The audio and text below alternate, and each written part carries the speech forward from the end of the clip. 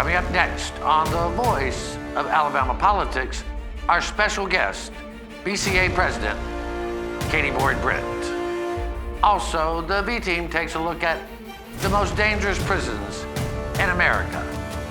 And the Porch Band of Creek Indians are selling real hard. You know something though, Stan? I really think you ought to buy this Buick. I think you ought to buy it today, right now. You want to know why? Because this Buick is you. The color is you. Look at it. This is your car. Stanley Dwoski is Buick Centurion convertible. Now, I know what you're thinking, Stan. You're thinking, can I afford to buy a car like this? Huh? Am I right? Seriously, Stan, you can't afford not to buy a car like this, and I'm going to make it easy on you. Hey, maybe they've got some oceanfront property in Arizona. All this and much, much more coming up next on The V.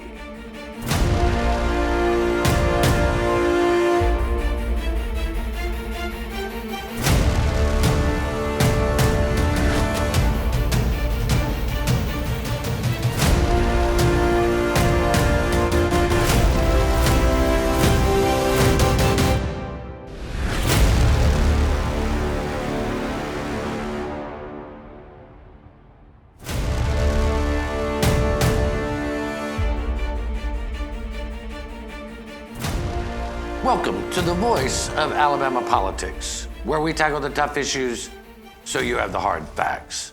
I'm your host, Bill Britt, and today I'm joined by Josh Moon, investigative reporter and columnist for APR, Susan Britt, associate editor at APR, and Jack Campbell, political operative, Republican, man of good cheer, and radio host, right?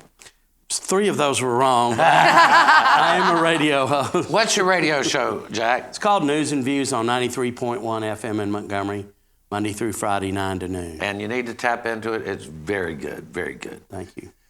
Josh, you broke a story this week that probably was a very important story, but also quite embarrassing for the new mayor of Montgomery. Yes, Stephen Reed, the new mayor of Montgomery, apparently decided to try and to appoint his wife as a probate judge of Montgomery County, or at least asked Governor Ivey to appoint his wife as probate judge. It's the position he left behind when he was elected mayor, and so Ivey's office asked Stephen to give him some ideas about people, and the idea he gave him was his wife, and which, I guess, okay, good try. But I don't know that was very well received in the political world of Alabama. I think some people looked at that as a bridge too far, nepotism-wise. Yeah. I know that a lot of people defended that by saying, well, look at the White House and the Trump and his kids and all that. But I mean, come on. We all. If Ivanka was all of a sudden the Secretary of Treasury. Yeah, the Treasury Secretary, I think people would have a problem with that. Yeah, I think it's just a matter of, if you know how the local governments work, there's going to be a lot of interaction between the mayor's office and the probate office. They handle elections, they handle, a lot of tax issues there, and I just think that was probably not the best way to handle it. But even suggesting it would have been okay, I think, with a lot of people, but I think it was more the way it was suggested. There was a lot of adamant, you really need to do this or we're going to take offense to it. And I believe there were a lot of phone calls that went to the governor's office. Yeah. From around Montgomery, not just him as well. Yeah, there was. The Montgomery whole delegation. Congressional delegation from here. I think the way it was handled didn't sit well with some folks, not just in the governor's office, but also around the state. Well, my understanding, the governor's office wants to have a very good relationship with all the mayors, and specifically Stephen Reed. But Jack, given that Stephen Reed's father is Joe Reed, some people did not find this particularly shocking. No, absolutely not. She already was working at AEA while he was there, while Joe Reed was vice president or whatever his position was over there. Stephen's wife was working there. I think the rub with Stephen Reed was he wanted to appoint someone he knew well to succeed him. So just in case maybe there was something that went awry during his time in the probate court, that it would not be exposed. Say it's not so. Well, and what he's really ticked off about is that one of his rivals, actually she attempted to point to, first was Ed Kroll, but he had an age situation that was unclear to, anyway. And then second, J.C. Love, who was another mayoral candidate who came in like 4th place, ends up being the probate judge. And I don't think Stephen Reed was real happy with that. No, and I think the reason for that, I don't know that it's necessarily a personal thing there, but I do think that with J.C. Love, he sees him as a potential rival down the road. Because J.C. is, he's a smart guy. He's been around a lot of people in the city like him. Like his wife, too. Yeah, and I think that he gets into the probate office and people see him working, and all of a sudden he becomes a pretty attractive guy for some folks. And Susan, it may not be illegal, but as we say all the time, it doesn't mean it's right. Doesn't mean it's right. It just, and so many people were concerned about Joe Reed interfering in the new mayor's, and it kind of seemed like old family dealings here. So it smelled a lot to a lot of people, even if he had the best of intentions. It just, people are going to really watch Stephen Reed very hard. Yeah, and I think even his father is. You know what? I think that's probably the biggest thing to take away from this is that there are a lot of people that are looking at him very hard. Yeah. And some people close to him should have advised him, hey, I know what you want to do, but maybe this time here, we just back away, play the whole thing straight, and don't worry about it. Well, as a reporter, it makes you very suspicious. Yeah, it just raises, I think with the questions fair or not, the questions that were there before about Joe being involved in this, I think it does hurt Stephen a little bit right out of the gate. It does. Well, our prisons, Susan, continue to be dangerous. Mm-hmm. They have now been, the Montgomery-based Equal Justice Initiative has labeled them the most dangerous prisons in America. Mm-hmm. We have had 13 murders in Alabama prisons in just this year. Mm-hmm. That's really, you would think, unacceptable. It is. I mean, that's double the number that it was over the past 10 years. And I think, 4 or 5 of them were just last month. They were just like, and then 3 of them, I think, were in the same prison. And it's just, wow. I mean, I realize we need more correctional officers, understand that. But we also need maybe a culture change in the prisons as well. And I think that Jeff Dunn, Commissioner Dunn, is trying to do that, Jack. But they are back to being overcrowded. Mm-hmm. And you get that many people in that hotbed atmosphere, and bad things are going to happen. They are. I think the correctional officers is probably the major issue that, that points to why this happens. But, I mean, it's totally unacceptable. I mean, if you're going to incarcerate people, for God's sake, give them an atmosphere where you treat them humanely, and we don't. And we've got a federal judge breathing down our necks right now, and if something's not done, we're going to be under federal, mandate. They'll run the prison. Something I found interesting in the stories that we had this last week on APR was that even though we had reduced the overcrowding by a dramatic amount, we're back almost to where we were before these initiatives started by most of the people that they let out reoffended or violated parole. We're going to have to let that be the last word, because lock 'em up Charlie probably ain't helping either. No. You're watching The V, the voice of Alabama politics. Our guest coming up next is Katie Britt from the BCA.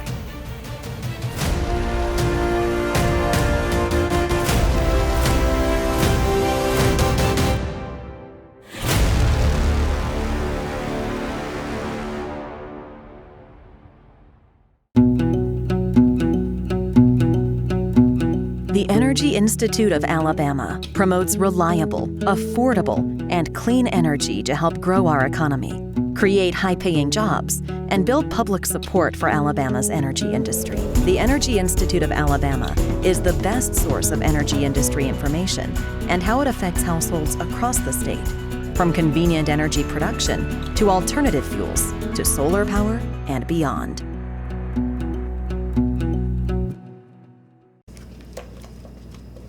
What are you doing today, babe? I thought I'd head down to the lake with the guys, do a little fishing.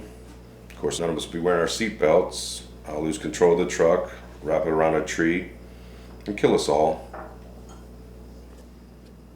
Okay.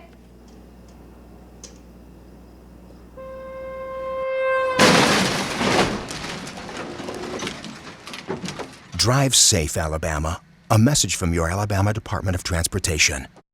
Hello. I'm William Wyatt Bibb, the first governor of Alabama. On December 14th, 1819, Alabama became the 22nd state to enter the Union. This year, we celebrate 200 years of statehood. There is no better way to commemorate our 200th anniversary than by registering to vote and securing your government-issued photo ID. Together, let's make a difference for Alabama.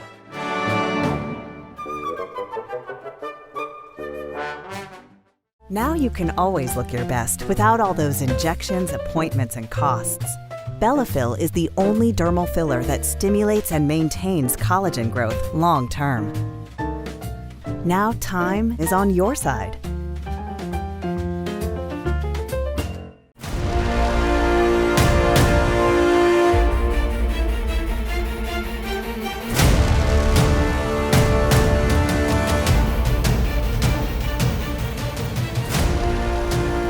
Welcome back to The V, the voice of Alabama politics. We have a special guest today, President and CEO of the Business Council of Alabama, Katie Britt. Welcome, Katie. Thank you so much for having me, Bill. It's a pleasure to be here. Well, we've been trying to get you on for a few months, and you are so busy. I'm burning up the highway. I tell you what, Yeah. from the top of Alabama to the bottom. But You're the hardest working woman I know. I And appreciate I that. can say that even being married to Susan Britt. I tell you what, I've got some people on the BCA team that probably rival me for that, but I appreciate it. Well, just to set the record straight before we get started, you and I are not related. No, what are you talking about? We are. But I was going to say, I would be honored to have you as a part of my family and be a part of yours. There you go. I mean, done. I do get asked that quite a bit, actually. Yeah. Well, I'm sorry. No, there you go. It's a good thing. You know, some people say it's a new day at the Business Council of Alabama. I'm one that have watched you over the last 10, nearly 11 months. And I have to say, from everything I hear and everything I see, you're doing a terrific job. Can you let our audience know what you've been doing and some of your thoughts of this new direction with BCA? So I really appreciate that. It has certainly been an interesting 10 and a half, 11 months. It's been challenging, but it's also been fun and exciting. We have a lot of opportunity in front of us, and we've really tried to take this as the way to kind of bring people back together and to rebuild an organization that can really affect change in the state. And so we've got a lot of good people moving in a lot of good directions, and we're excited about where we can take BCA. And you've really focused once again on building this business organization. That's right. For all business. Yes. And yes. for all people, whether it's small business or big business. Absolutely. And it hasn't always had that reputation. Well, I'll tell you, one of the things that we're trying to do is really kind of get back to core business principles and figure out how do we create an environment in Alabama that allows small, medium, and large-sized businesses to flourish. I will tell you, some different associations have the unique ability to have, maybe only automobile dealers or only bankers, and I think that provides a unique perspective because they're able to speak with one voice. We have something where it's a little bit of a challenge in the sense that we have members all the way across the board. So we try to take that challenge and use it as a strength, use that diversity as a strength. And we're working to kind of build that BCA that is the big tent that all these different organizations and business entities can come under and coalesce, build coalitions, and figure out, how do we move the ball down the field? And some of that comes with just being more inclusive, and not just looking at what's good for big business, but looking what's good for small businesses. Not just looking at the urban areas of the state and what's going to make those tick, but really looking at the rural areas and knowing that a rising tide, lifts all boats, and that we need to figure out how do we get these areas of our state to thrive economically. Additionally, not just working with the majority party, but working with the minority party and having everyone at the table. And I would say also too, not just cultivating young and emerging leaders, but looking to more mature and established ones to help set direction in the way in which we need to go.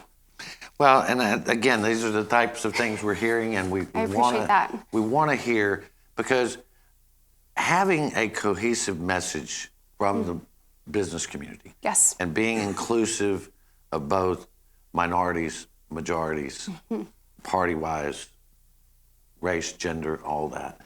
I think makes us a healthier state. It does, and I'll tell you, with the different challenges and things and opportunities that we have in this state, I mean, we've got to come together if we're really going to move forward, and so we're trying to do that particularly within the business community. And I'm, a daughter of two small business owners, so it's always been apparent to me what happens in DC and what happens in Montgomery affects the bottom line. Absolutely. And so you got to figure out, what do we need to do to help these people flourish? Well, you brought that up. A lot of people know where you came from, know how you came up. Many people know this, some don't, that you were the chief of staff for Senator Richard Shelby, Yes. Alabama's senior U.S. Senator. You were the first female chief of staff to any senator from Alabama. And you accomplished that having not been brought up with a silver spoon, right? This is true. What do you say? Because a lot of the young women that I interact with, those on our staff, they really admire you because they've seen what you accomplished.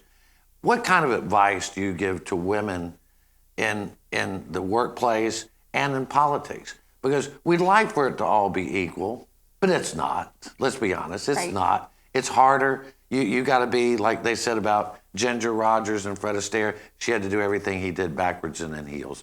But what's your experience? I think starting, I have to say about Senator Shelby for giving me that opportunity. I'm a little bit biased, but I think he is Alabama's greatest statesman and sincerely has done more for the state of Alabama than we will ever see again in our lifetime.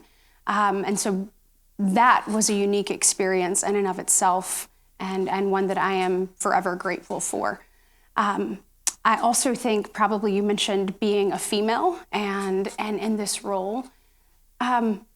I would say, you keep your head down and you work hard, but what you said about society and the limitations that are placed on diversity all across the board are real. I would say, though, that it's not the limitations that society places on us that do the most damage. It's actually the ones we place on ourselves. And so really kind of getting in there and working hard and figuring out when there's a door open, you got to have the confidence to just walk on through. And when you do get through, I think that you have a duty to reach behind you and help someone else walk through that same door too.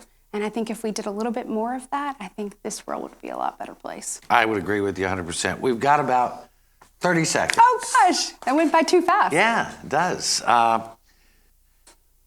What's next?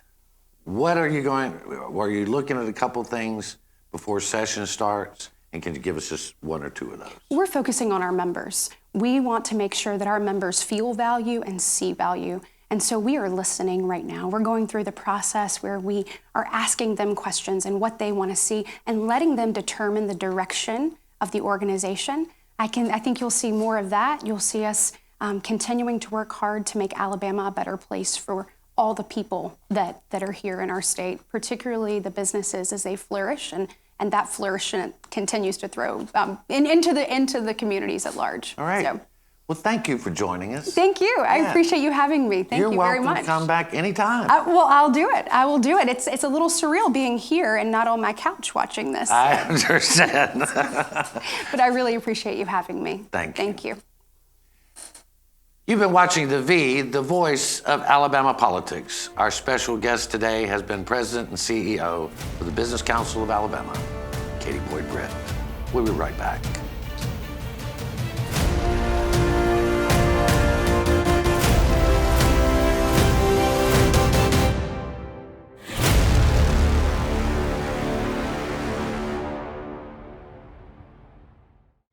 Hey, I'm Jamie Johnson. When we reach the age of 18, voting becomes our civic duty. But what if it was our job? We wouldn't be so quick to call in sick or go back home if the lines are too long, or just dismiss the idea altogether. Elections are also how we collectively write the song that tells our story, and voting is our solitary voice. So register to vote and go get your government-issued photo ID and add your voice to the song of Alabama. What a great opportunity for your success. Adding 500,000 highly skilled employees to our workforce by 2025 is how we stay ahead in Alabama. Our economy is stronger than it's been in years, and a skilled workforce is more important than ever.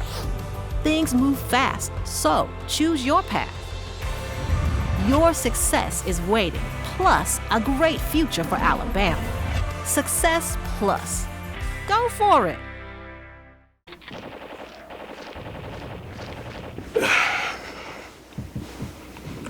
Hey man, what are you doing today? Play the game. Thought I'd go out for a drive later, maybe. Text some friends while I'm doing it. Scroll through social media.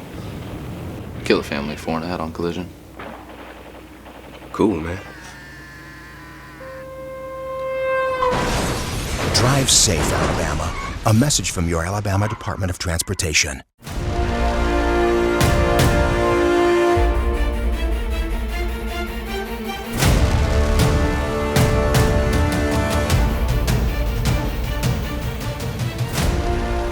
Welcome back to the voice of Alabama politics.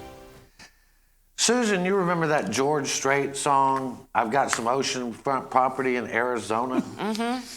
I believe that the Porch Creek Indians have got some oceanfront property in Arizona that they want to sell the state, or maybe some snake oil. I'm not sure what it is. Anyway, this whole proposal of this $1 billion, supposedly they're winning for Alabama, has got the fuzziest math I've ever seen. But the worst part about it is that they think that the state legislature, and this may be true, are dumb enough not to see through all the holes in their argument.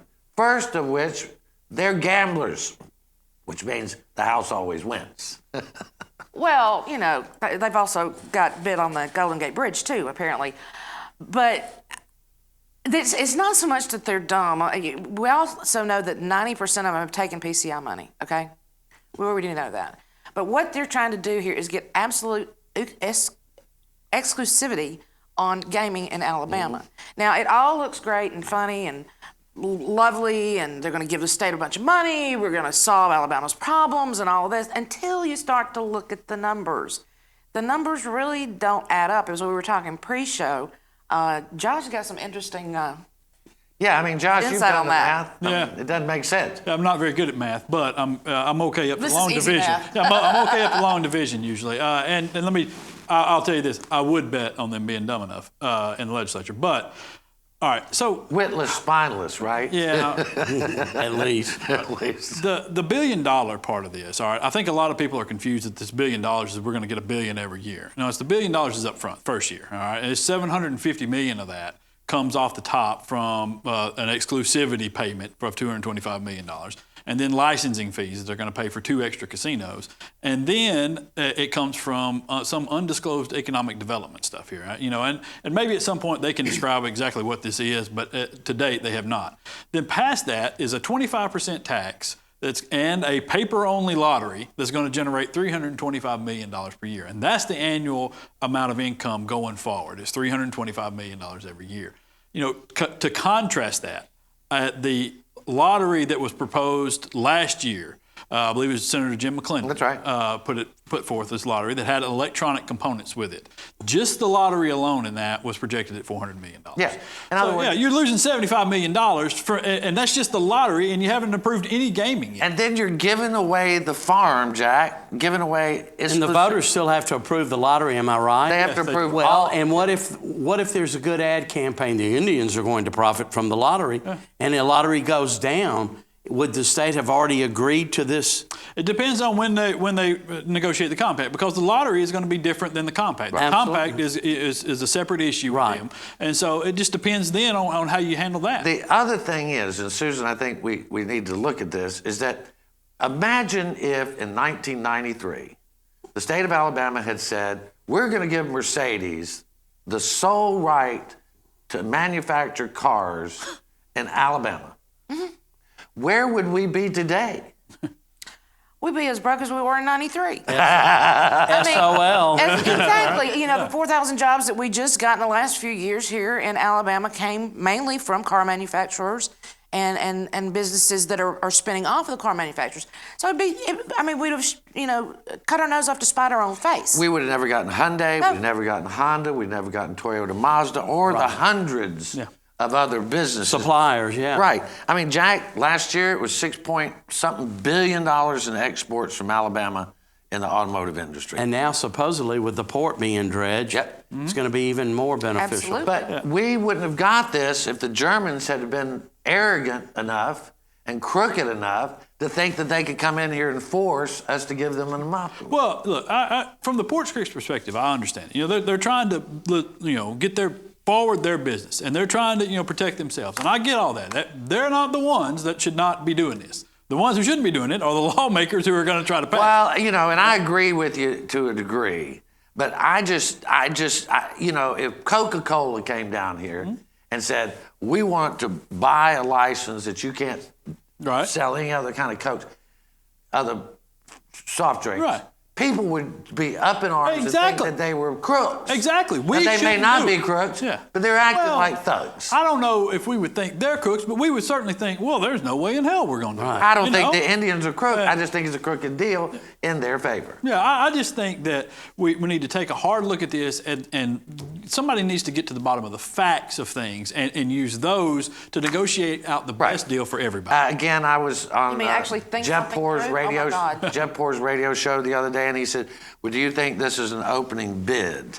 And I said, it's an opening bid, but it's dead to me. Yeah, I think that's a fair way to look at this. Is that it is an opening bid. We all want the Porch Creek to prosper. We just want them to prosper. But we want them more than everybody else. Game in town. That's what I mean. They're probably just asking for us, to pay. What do you when you buy a car? I can't remember right now. Negotiating. Docking fees. Yeah. Coating, undercoating. Docking fees. Yeah, this is our undercoating. Yeah. Oh, yeah, you got that.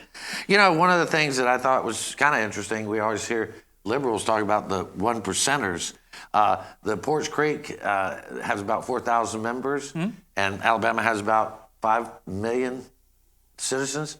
So the 1% that's the tribe wants to do something that the 99% cannot do, and they also want to tell the 99% what's best for them. I find that kind of just a little unacceptable. I just think that our people that we send to office have got to be the ones to stand up here and do this. I mean, we can't have the Albritons of the world out there not fold in the face of this and represent the people who they're supposed to represent. And Albritton is what I'm talking about, witless and spineless. The only time he grows a spine is when he stabs his fellow senators in the back to help the Porch Creek Indians.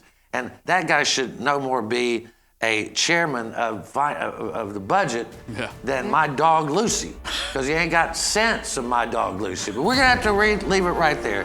You've been watching The V, the voice of Alabama politics. You watch us because we watch them.